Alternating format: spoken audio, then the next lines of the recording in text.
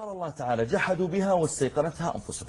أذكر أنه اتصل بي أحدهم وهو ملحد، فيعني وقع في الإلحاد، كان على دين وبعدين وقع في الإلحاد. فالشاهد جرى بيني وبينه نقاش، فكان مما قلت له طيب أنت الآن إيش ترى عن النبي صلى الله عليه وسلم؟ قال والله أرى أنه رجل محمد رجل عادي، ولكن كان شجاع وعنده ناس ساعدوه وعمل قتال. والطيب والقرآن؟ قال القرآن هو ألفه. يعني من اللي ألفه؟ ألفه محمد فيما يزعم. قلت طيب ما دام محمد ألفه، ليش خلال 1400 سنة إلى الآن ما جاء واحد يألف مثله القرآن؟ فقال والله يعني يمكن ما هو أحد، يعني أمي لا يقرأ ولا ما يقرأ ولا يكتب ولا يجيد الشعر أيضا ما علمناه الشعر وما ينبغي له.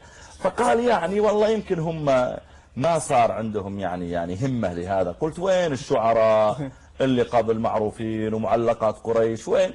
قال والله يعني. قلت طيب والإعجاز العلمي اللي في القرآن؟ لا.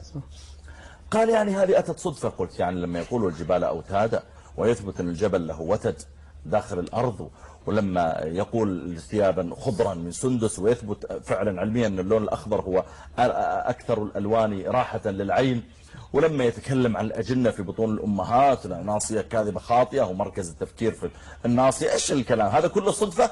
قال هذه أشياء مختلف فيها علميا، وبدأ يبحث عن المخارج. أيقنت حقيقة أن الله تعالى لما شرع الجهاد قبلها علم الله جل وعلا أنه لا ينكر الآيات إلا كل خوان كفور.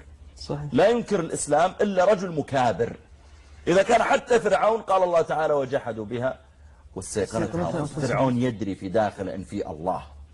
لذلك فرعون لما موسى قال له إني أدعوك إلى الله رب السماوات والأرض، ما سأل فرعون، لم يسأل موسى أين الله فيقول موسى في السماء، وإنما فرعون يعلم في قلبه أن الله في السماء. لذلك التفت على هامان قال يا هامان ابن لي صرحا لعلي أطلع إلى إله موسى. طيب موسى ما قال لك إن الله في السماء، كيف قلت؟ ليش ما قلت أبحث في الأرض ولا أبحث في البر؟ فالمقصود أن الحجة قامت على الكافرين. فلما يشرع الجهاد كأننا نقول نحن نعبدكم لله، نحن نساعدكم على أنفسكم. ما دام أنت نفسك ما استطعت أنك تقودها إلى الإسلام، نحن نعينك على قيادها. لذلك شوف حتى الوصايا النبي عليه الصلاة والسلام